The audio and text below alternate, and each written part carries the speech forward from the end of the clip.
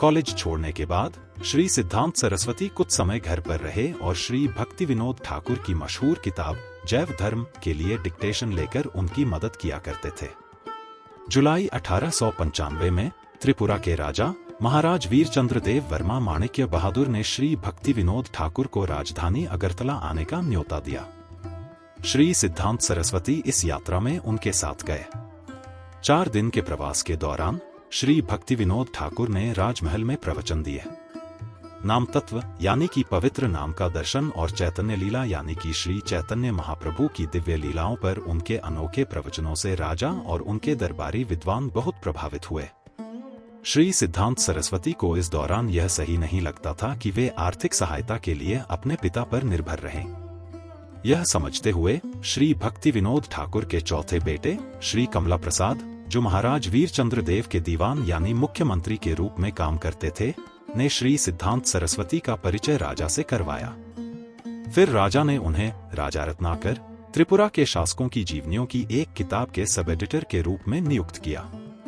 इस प्रोजेक्ट पर काम करते हुए श्री सिद्धांत सरस्वती को राजकीय पुस्तकालय की किताबें पढ़ने का अवसर भी प्राप्त हुआ। हालांकि उनके पिता और गुरु श्री भक्ति विनोद ठाकुर उस समय के सबसे सम्मानित धार्मिक नेताओं में से एक थे, श्री सिद्धांत सरस्वती स्पष्ट रूप से अपने आप में एक महान व्यक्तित्व बनने वाले थे। वे पहले से ही एक विद्वान और एक महत्वपूर्ण आध्यात्मिक व्यक्ति के रूप में जाने जाते थे। हालांकि वे नौकरी कर रहे थे और पैसा कमा रहे थे, वे कभी भी एक साधारण भौतिकवादी जैसे नहीं थे। वे अपने शुद्ध भक्त पिता के उपदेशों और संगति से गहराई से जुड़े रहे। चूंकि उनका काम उन्हें ज्यादातर कलकत्ता में रखता था, वे श्री भक्ति विनोद ठाकुर की लगभग एक निजी सचिव की तरह करीब से सेवा कर पाते थे।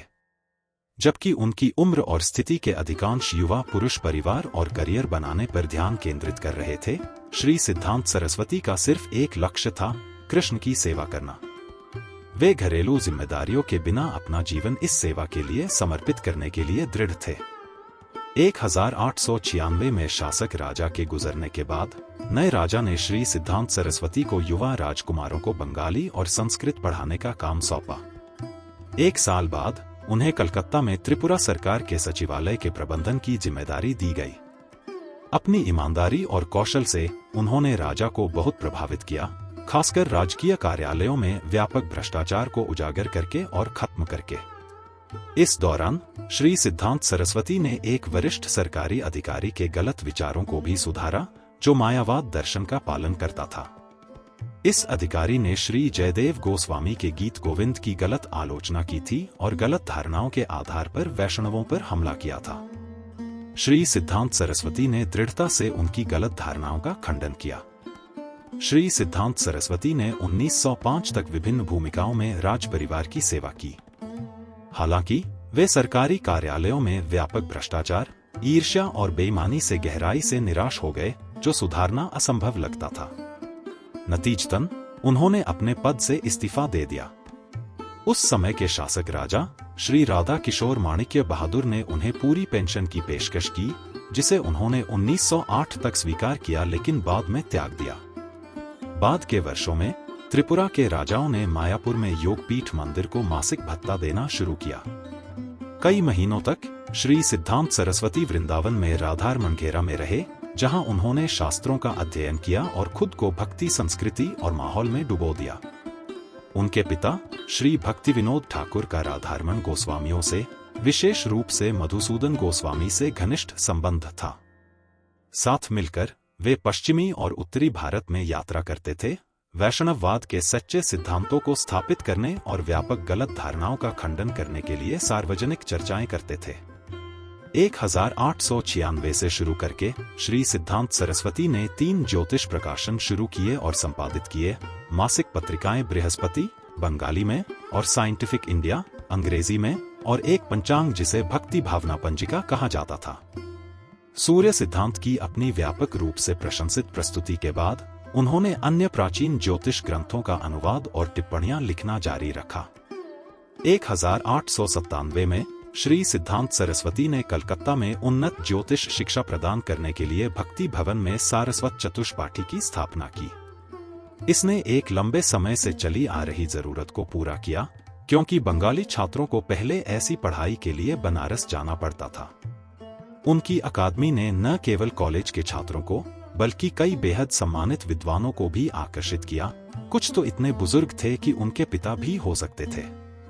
उनमें प्रसिद्ध ज्योतिषी भी शामिल थे जो उनके अधीन अध्ययन करने आए थे। हालांकि उन्होंने स्कूल का सीधे प्रबंधन केवल लगभग 4 साल तक किया। श्री गौर किशोर दास बाबाजी द्वारा उनकी दीक्षा तक इसके प्रभाव ने ज्योतिष के अध्ययन और अभ्यास को बदल दिया, विशेष रूप से बंगाल में, यहाँ तक कि कलकत्ता के संस्कृत कॉलेज को भी पीछे छोड़ दिया। 1901 में उन्होंने ज्योतिर्विद पत्रिका शुरू की।